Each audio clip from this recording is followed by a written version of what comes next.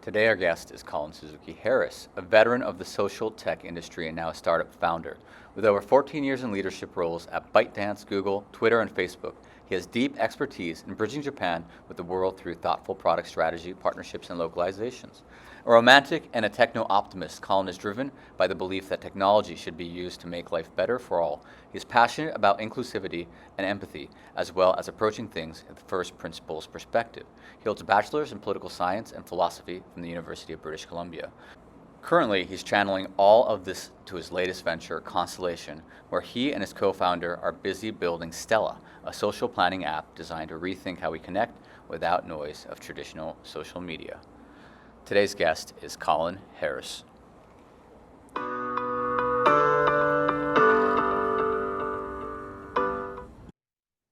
Great to have you on. Lots of questions to ask you today. But first, I know I just had like a brief introduction of yourself, but kind of in your own words, can you just give us a quick, 1 minute intro? Yeah, I mean, Nick, we went to high school together, so we've got a lot of parallels. Japanese American halfie, went to a national international school in Japan, so ASIJ. Went to university in Vancouver. So started at a community college first, and then went to UBC, studied political science. And then my first job was at Facebook. And then I was at Twitter, Google, and then TikTok, and then now I've started my own company last year. そんな感じかな? Yeah, so like, I mean, your career trajectory, right? The companies you've mentioned, Facebook, which I guess now is Meta, TikTok, Twitter, which actually now X. You seem to work at a lot of companies that change names.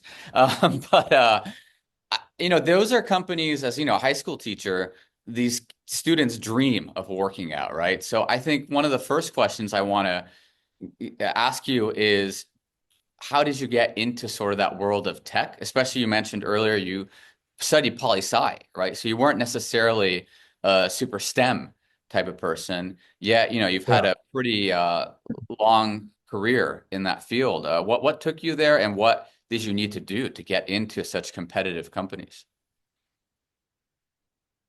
Yeah. I would say, a lot of it was, to be honest, I was just really lucky. Like there's a very fortunate element of it. Like I was the right person at the right time.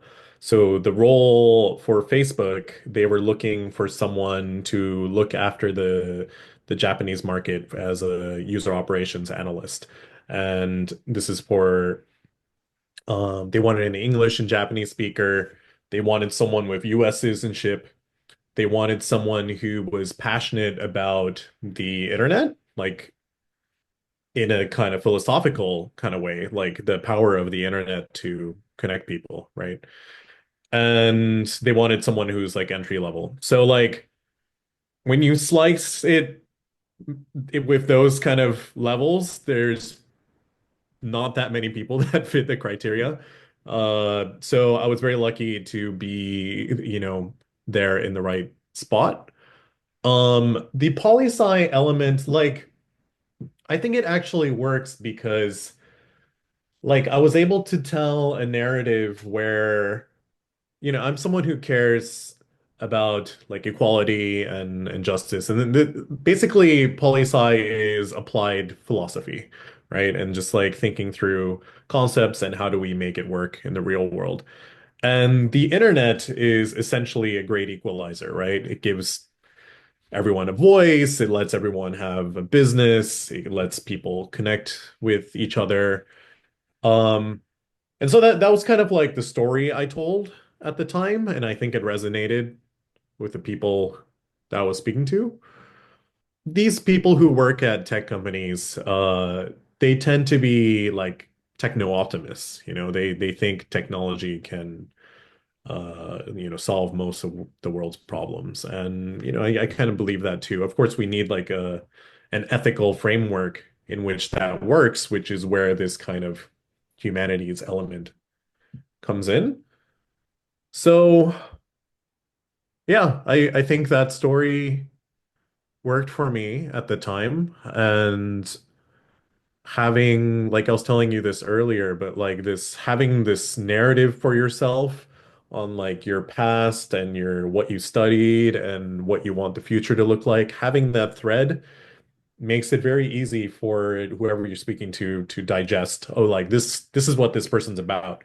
And it doesn't even have to be like entirely true. It could be like you retrospectively look at it and you're like, okay, this is it wasn't what I thought at the time, but this is how I'm tying the dots and making the story of my life. And here's who I am to the interviewer, right? So that's a big part of it. But also being able to like these, GAFA companies, fan companies, uh, you know, we talk about their like really intensive hiring process. And we can get into that more, but being able to articulate who you are is like the very first step, right? Like being able to communicate clearly about that.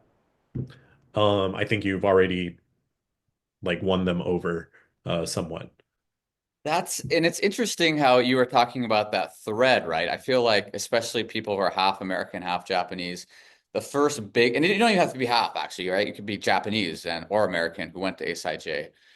I think that Yeah. first big split I see is people that stay in the US, people that went back to Japan. Was that a conscientious decision on your behalf to stay in the US, or was it more like it was an opportunity to work at Facebook that kept you in the US or North America? Because like you were in It's Canada. funny that you asked that, like a lot of our peers.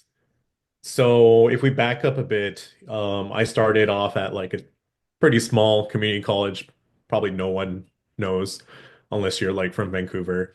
And then I worked my way to UBC, which, a bit more people know. And during that time, I also took a year off and I was kind of all over the place. I started as a biochem major, but I realized I don't really have the patience for math. And I was like, okay. So yeah, I was kind of shopping around with different majors and I realized I'm pretty good at like just reading and like regurgitating information, resynthesizing, let's say, in more palatable terms.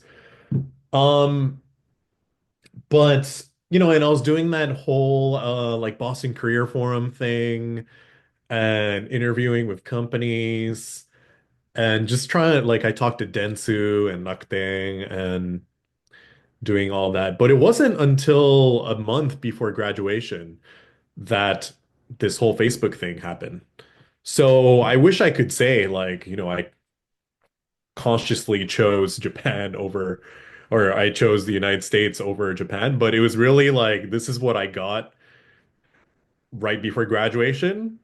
It was a, great option to have. It was my essentially my dream company at the time. Um, and yeah, I just went for it, right? That's Yeah. awesome. I do like, I mean, you're being very humble about, getting into Facebook. And I guess, again, I hope we don't get too deep into the weeds, but I think we might have talked about this many years ago. Those companies tend to be kind of, infamous for rather technical questions, right? The fan companies, but also consulting companies do this a lot, or like Boston Consulting, McKinsey.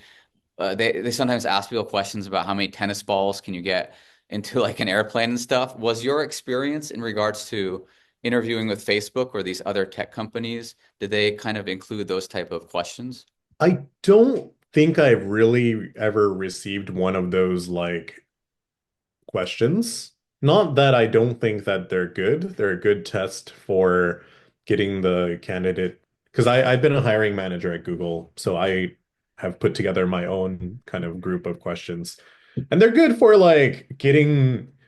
So okay, let's look at Google's like the criteria they look at. They look at GCA, which is general cognitive ability, or like how smart you are. They look at leadership, which is kind of like what do you do in difficult situations, particularly like social situations, and can you be like trusted to do the right thing? RRK, which is role related knowledge. So it's like how much do you know about, the domain that you're working in? And then there's like Googliness, which is like basically how good of a person are you? Like Do you have good intentions? Are you intellectually humble? That kind of stuff. And I would say most of the tech companies have taken Google's model and kind of making it their own. And so that question that you asked about like how many, tennis balls fit in a bus or something, it's a test of your like GCA. So like can you think through it properly, but can you also communicate your thought process? Because that's essentially your day to day, right? Like you're having meetings with your peers and like you want to work with someone who communicates well and is not very frustrating to talk to. So, going back to sort of this concept of the international school, right? Bilingual, bicultural, you mentioned there was a very linear connection, right, to your first entry level job, which, required Japanese and English. In what other ways do you see your international school background contributing towards your professional life? Because, after Facebook, obviously you moved to Japan, right? Which that I imagine that was also a big change. Yeah, so I guess like another narrative that would I would tell is being literally like Japanese American halfy and being able to speak languages. And so whenever I say talk about myself, I don't just say bilingual, I say bicultural as well. So I paint myself as this bridge between like most of these tech companies are from the US. Japan's kind of like this, hard market for these, foreign companies to enter. So like I'm your guy who can bridge that gap. I can speak the language. I know how to navigate these like cultural nuances. And so that was kind of also like a story I would tell. I think the international school kind of like world citizen TCK kind of cosmopolitan identity aligns very, very well with these global tech companies. Um, like if you work at one of these companies, you don't really think about borders as much. You see like these services being available to everyone around the world and your colleagues, it doesn't matter where they're from. You're all working towards the same goal. Uh, and like you all, not that all, there's this like world citizen kind of feeling. So I think that aligns very well with the international school experience. As to your question about, US companies and Japanese companies, I guess disclaimer, I've never worked at like a Japanese company, like domestic company. I've worked in the satellite branches of tech companies from the US and China. Uh, but differences, Nick. I think the just what is considered normal is different, right? Like work-life balance, the atarimae is different. The like people working like on a day-to-day working to 9 to 6 or 9 to 5 is like to me normal. And if I'm working more than that every day, like 9 to 10 or something, to me that is a miscalculation in the company's like management efforts to and if that it's not that I'm not willing to do that from time to time, but that is not the burden of the employee to shoulder, it's the burden of the company. And I think fundamentally Japanese companies don't quite see it that way. They see it as like we're all in this together. Let's all, you know, suffer together. So, um, so I would say if you're working in Japan, try to work for a gaishike company because not every job is created equal, right? Some jobs are tougher and don't pay as well. And some jobs like working at Google or Twitter, it's challenging in some ways, but it's not challenging in a way that breaks you like mentally. That's really encouraging to hear because, yeah, I mean, at least the feedback I've got, through the podcast and just, just talking to people in general is even with the Gaishke, right, the foreign companies in Japan, there are some that are very, quote unquote Japanese. And, when I say that, I mean, as you said, kind of what is considered the norm in regards to things like work hours, overtime, or unpaid overtime. And my impression was that when it came to the tech companies, the big ones at least, right? Facebook, X, or Meta X, Amazon, Google, would it be fair to say those companies are kind of truly Geistke in the sense that they do value things like work-life balance, even when they're outside of the United States in places like Japan? Generally speaking, yes, but it really depends on the team you're on. Mm. So if you think about I guess the different stages of maturity that a company branch can have in a country. So let's say the first time first time Facebook comes to Japan. Let's use Google as an example. So Google coming to Japan, their first goal is to like localize and to grow user counts, right? So their initial presence there is like business development and localization, kind of like integration engineers. So that's still kind of like you either have like a pretty senior Japanese guy who's like bridging the gap, or you have like foreign engineers who want to go to that country, and they're kind of like I don't know what the military term is, like the beachhead, right? And then as the user growth progresses in that country, it develops into well, it depends on how they monetize, but if it's like a tech company, it's probably like ads. So it means they need a sales team to sell these ads. And that sales team is usually fairly domestic. There are people who know what the local businesses, like how to sell Coca-Cola in Japan, right? Or how to sell beauty project products in Japan. So you're starting to get these like they're still fairly probably like it depends on the company's budget as well. Like if you're Google, you can hire bilingual people who have these skills. So this is kind of the role related knowledge I'm talking about, like someone who's an expert in like cosmetics, but also an expert communicating between different languages and cultures. But like, so I saw this pretty distinctly between like Twitter and Google. Twitter can't quite compete with the compensation that Google can do. So like you start to get a sales team that is more and more domestic, right? And the sales leaders will have they might be like taikukaike, like, we're gonna sell Yakoku this month or something. I don't know.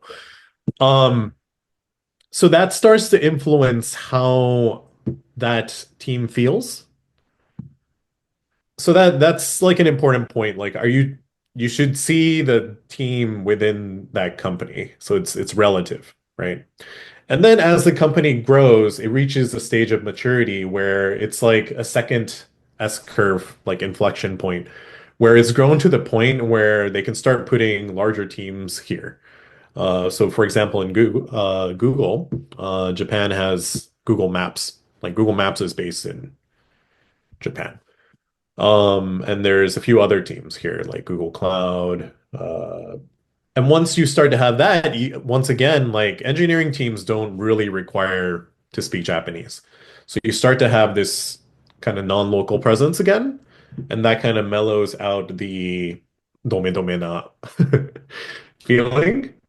That's really interesting to hear because, I mean, I don't want to put words in your mouth, but you're essentially saying the general atmosphere, the general understanding amongst sort of the tech companies is, in fact, if you compared it to, I don't know, like Sony or not Samsung, but like a Sony or Toshiba, there is definitely kind of that Silicon Valley ness to it. You know what I mean? Like that sort of work-life balance. Like, let's work efficiently and effectively, Yeah. not just simply work hard. But you're saying within that ecosystem, it depends where you're located because not all groups are equal within the company. And you're saying that would also dictate quite a bit because I feel like that's a big question for especially international kids, right? Where you work. I mean, personally, I worked for a Gaishke company, right? And your stories were reminding me of like, I recall having, 16-hour work days, 18-hour work days. But I think what made it worse is they were not impactful. We were working 18 hours for the sake of working 18 hours, And we had lunch breaks, for example, that were 10 minutes, 15-minute lunch breaks, which it makes no sense when you're working an 18-hour day.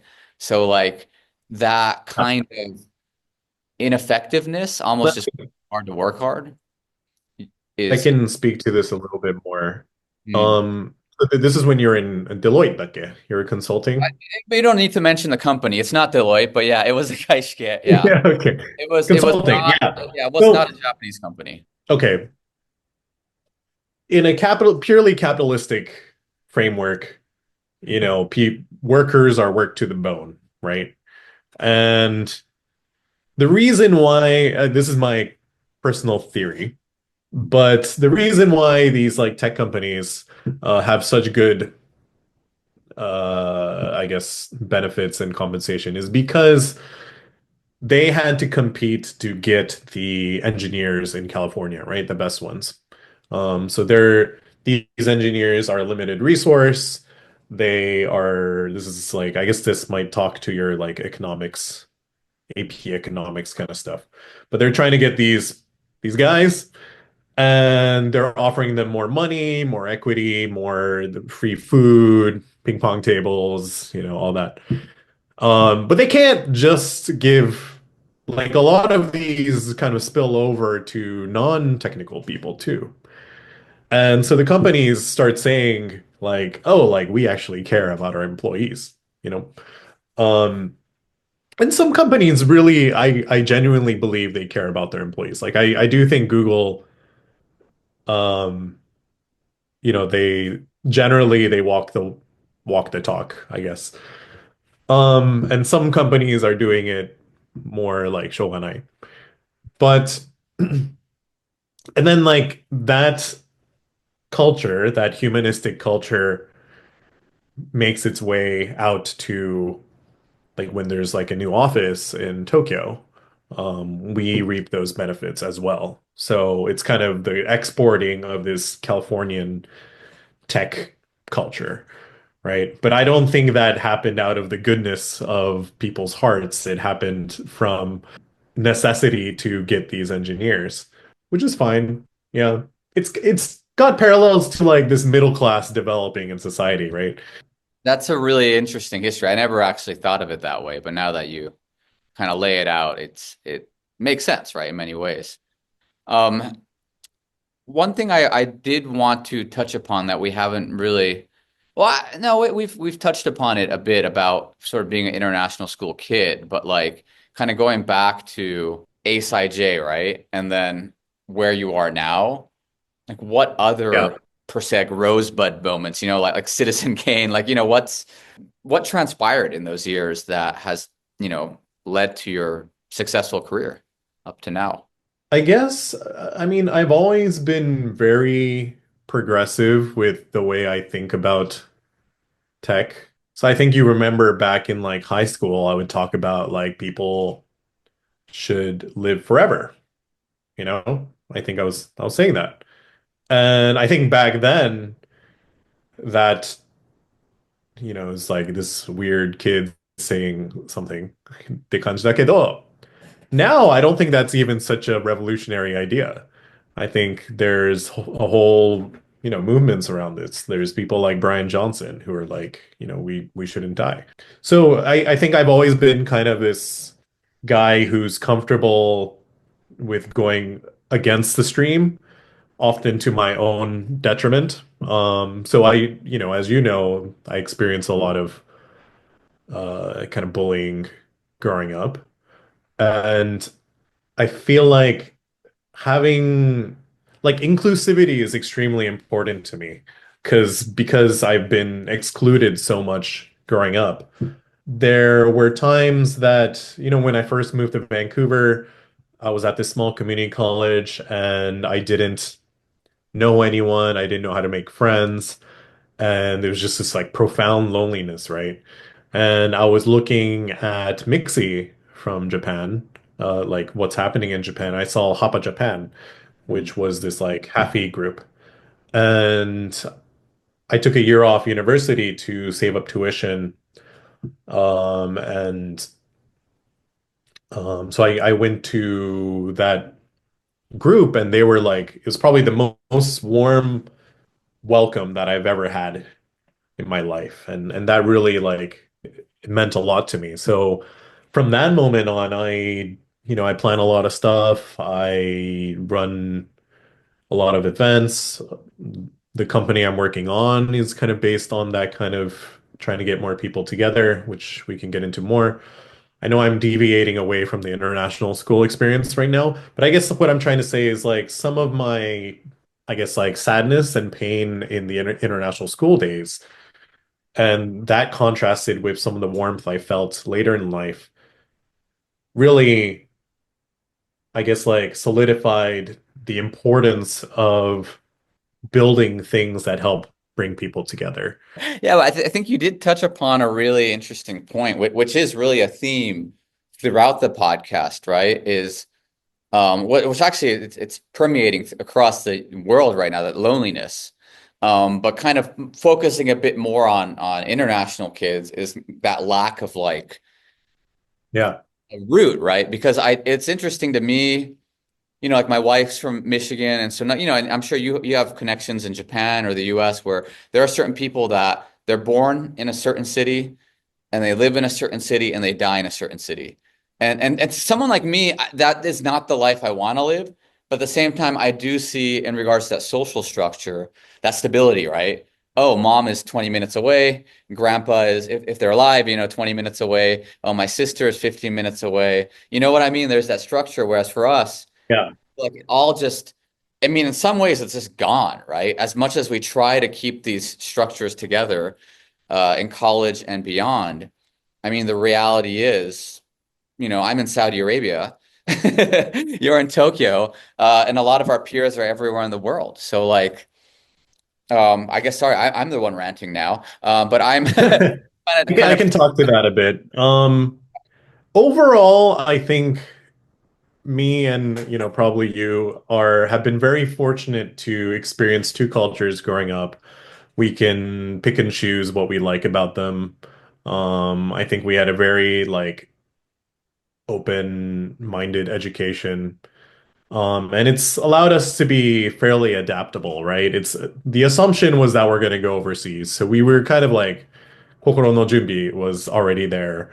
Um, and but I also read like on Reddit, for example, the like TCK community, and I've met a lot of halfies who struggle with this experience of not having like a home and not having a solid foundation to stand on.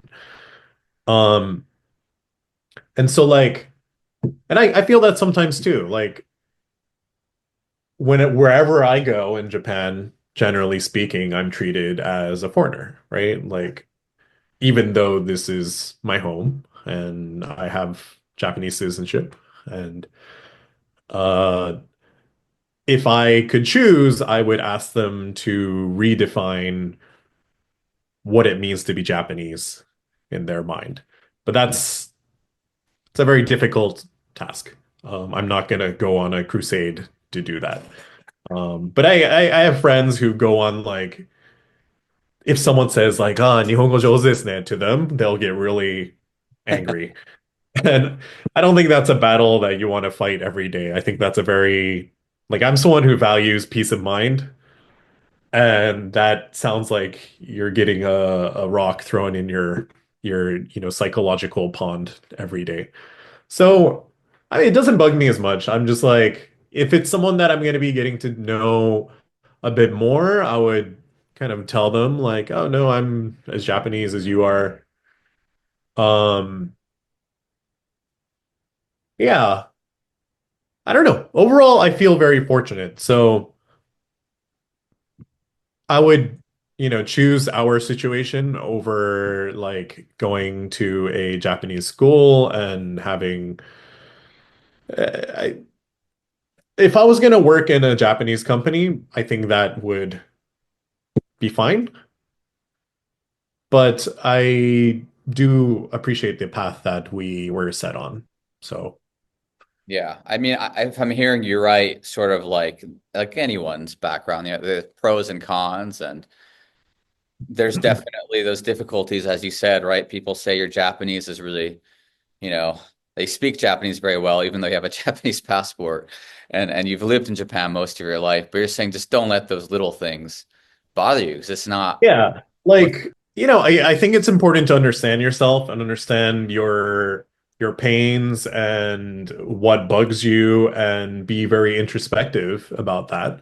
At the same time, don't go into this kind of victim mindset, right? Where like, oh, like the world has done me wrong. Woe is me. Like, and like I'm owed something. Like the world doesn't owe you anything, right? So you got to pave your own path. And yeah, I mean, if it's fine to rant to your friend every once in a while, but then, move on. Be like future facing, not past facing. So last year, you left TikTok to start your own project, right? After many years in the tech industry. So what are you up to nowadays? I started a company with my friend. Our company is called Constellation. It's called Constellation because, okay, so what is a constellation? It's a group of stars, right? And these stars in the sky, they come together, they come apart, and we have stories and myths. And, it's kind of like people. People come together, they come apart. And we wanted to build a company that helps people become like constellations. And we really like the imagery of people being like stars. And so as our company, Constellation, we're building an app right now called Stella. And this app is basically what I consider the ideal social app. Um, so if we back up a second, okay, so I've worked at, it's like, okay, what is the ideal social app, Colin? You've worked at all these social companies. What does that mean? Well, to be honest, like, okay, when I first joined Facebook, the mission was to connect the world, make the world a smaller place. We were these profiles, you can add like your favorite books and your favorite bands. And I thought this information was going to be used to help me get to know my friends and connect with my friends. What we've ended up seeing with like Facebook and Twitter and YouTube and TikTok, they and Instagram, they all somehow have co-evolved into this like short form media attention sink, right? And so to me, that is not social. To me, that is actually antithetical to social. And it's antithetical because I think because they use the ads as a business model, right? So they have an incentive to have you see as many ads as possible. They have an incentive to keep you on the app and looking at stuff as long as possible. And that's why we have this co-evolution into, I don't think you can build a truly social app that is fundamentally monetized through ads. So we're trying to build an app that like so I like to organize a lot of gatherings. It can be small, it can be big, and there's challenges around that as an organizer, right? You have to figure out the day, you have to figure out the location. You have like let's say you have 100 friends or 1,000 friends. you may remember some things about them, but you don't remember everything about everyone, right? So having a place where you can be like, okay, I want to plan a hike next weekend. Who is free? Who of my friends like to hike? They've actually put it on their profile that they Mm, like to hike. And so we have this vision for an app that makes it really easy to organize what you know about your friends, whether they've told you or you can write it down. And then it'll connect to your calendar. It's kind of like this, what do you call it? This overlay on your calendar. So I can be like, tell me in the next 2 weeks, when am I free for dinner? And it'll show me those days. So it's got a lot of things that are just fundamental social network features, profiles, events, chats. But there are features that, to be honest, it's weird that a company like Facebook hasn't really built this. mm. I think it's because they're distracted by, AI and VR and, whatever Zuck wants to do. So I was like, okay, fine, I'll take it into my own hands. And we're building the app that I think is the ideal social planning and social assistant service. And I'll stop there if you have further questions. Yeah, I watched the pitch video right before this interview, and I think a feature I really liked that you mentioned was sort of this repeat, right? Of I can't remember what IT jargon or whatever you use, but this idea that you kind of keep making and re refining, right? Those groups, and people kind of get added or people get dropped, and like it creates like a system where getting together is easier. And I mean, I agree with you Yeah. that there's really nothing out there right now that helps us with that, and we seem to just kind of lean on the small numbers of extroverts who don't mind to take on all the burden, right, of that organizing. So, really exciting to see that. And so, is this project like, is this your like main project, and you have other projects, or like how are you looking at 2025, 2026? Yeah, this is my main project. So I quit my company last year, quit TikTok last year. We incorporated in July. We were looking for funding for a while, but we looked on Upwork and we realized it's cheap enough for us to just bootstrap the initial, we call it the MVP of the app. So right now we're working, like literally we're in the process of working with this Indian mobile app development firm. So we finished designing the app.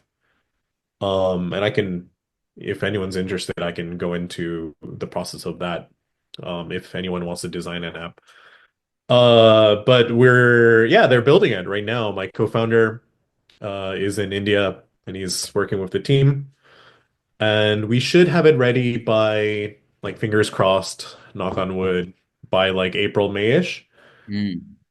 Uh, yeah, so it's coming. And then so once we have that, we think we'll be in a better position to have a better equity deal. So if we talk to VCs or angel investors, it's better if we can show them something and have some traction. AI is all the boom these days, and we're kind of building, it's more a social network than an AI tool. We will have AI features eventually on it. But I guess social networks are not in the vogue right now. Mm. So we kind of have to build the product first and prove that there is a need for something like this. And then I think we'll be in a better position. So yeah, I mean, this is my baby right now. This is, I guess, our baby with my co-founder. Yeah. And I hope this is, the thing that keeps building into something bigger over the next few years. We have many, many different features, and they're all focused around just like you saw the video, like curbing loneliness, getting back to what really matters from like a social perspective, helping people feel really connected, and making it just really I think these days we expect things to be easy, right? And this is really drilling down that last, like, how do you make it easier for three people to meet or two people to meet? And it has to be easier than just texting. That's a pretty high hurdle to go across, but yeah, I think we have what it takes to do it. So I mean, it's really cool though to see that real linear line, right? As you said in the beginning, that sort of connections of how you're working on something you're passionate about. And as corny as that sounds, like I feel like on this podcast, it's like all the people I talk to who are, and it's almost all of the people, right, who are excelling in whatever they're doing are people that feel passionate about that work. And I think, especially as a high school teacher, that's a point I try to emphasize to students a lot because a lot of them, when you don't know what you want to do, you kind of naturally will just shift towards what will make me money. But I just tell them like yeah, it's not long lasting, right? You can't work for 40 years in a industry that you're not yeah, passionate about or yeah. something you're not passionate. There's a balance to strike there. And there's also like you can't do things alone. So having some credibility with your career is also important. Mm. Um, but yeah, so going back to like I felt like I was like this drug dealer selling, working in the ads business, and I got kind of fed up with it. And I was like, okay, I'm gonna clean up, I'm gonna build something that is not, that doesn't go down that route. I think that is too easy of a route to go down. And we are purely focused on just getting people together. We think so we're gonna have like a freemium model where people generally it's free, but you can pay to use maybe like AI, like an AI assistant to help you plan stuff or um, help you reserve restaurants. So, and a variety of features. So we'll see if that works. Ads have their own strength in being more scalable, but I think we're seeing the consequences of that decision at a societal level, Mhm. right? Um, a handful of businesses have all our information. They're able to influence society at levels that we might not be comfortable with. It allows like, different parties to do that. Um, yeah. So yeah, I'll stop there. But we're trying to build something that is just it's kind of a reaction to my entire career in a way. Yeah, that's Yeah. interesting way to put it. I looked at it more almost like this linear, but you're saying in some ways it's a rebound of what you've done up It's to now. it's got some points that are linear and some points that are reactionary. And I think that's the beauty of it. Like I can take a lot of my experiences and um port them over. So yeah, I don't know. I haven't been this invigorated for a while. I was dabbling in a lot of like side businesses trying to make content with AI, and I think that's kind of a losing battle. There's always going to be other people who use it better than you. Whatever you create now, like AI will do better in like a year. Hmm. So sometimes there are easy wins. But okay, so if we talk about like the Ikigai Venn diagram, right? Like, I don't know, you probably are familiar with this, Yeah. but like there's what you're good at, there's what you can be paid to do, there's what the world needs, and what was the other one? What you like doing, I guess. And so like there's different tactics of how to solve this Venn diagram. Just like Yeah. it doesn't matter if you like it or not, you can just try to solve that first, and then once you have that automated, you can just focus on the other three. So this might be like, you have some real estate and you just have that run and you can go focus on volunteering or something. You might be like a stockbroker where like you make a lot of money and there's maybe you're good at it. I don't know if the world needs it, but like you can do that. And then in your part-time, you can go like volunteer at a dog shelter or something, right? So you can split it into two. For the longest time, I was just trying to do like I just wanted to solve money. So like I started an Airbnb, I sold books online, trade crypto, which I still do on the side. But like I don't think someone right out of high school can just hit the smack middle from the Yeah. beginning. You're kind of like spiraling in as you try new stuff. Yeah. And you'll get better at figuring out what your passion is and what your drive is. So I would say, to whoever's watching, if you're a student, like be patient, try out a lot of stuff, be very introspective, see how your heart feels when you're doing those things. Give it a decent shot, but also you don't have to stick at it for, many, many years. You can don't be afraid to shop around and talk to a lot of different companies and, get to know people with you. That's a great point. Yeah. And it's a good point that you made too, that you're not going to hit that main mark right out of college. It's kind of a journey. Some of us get there earlier than others, but yeah, no Yeah, rush.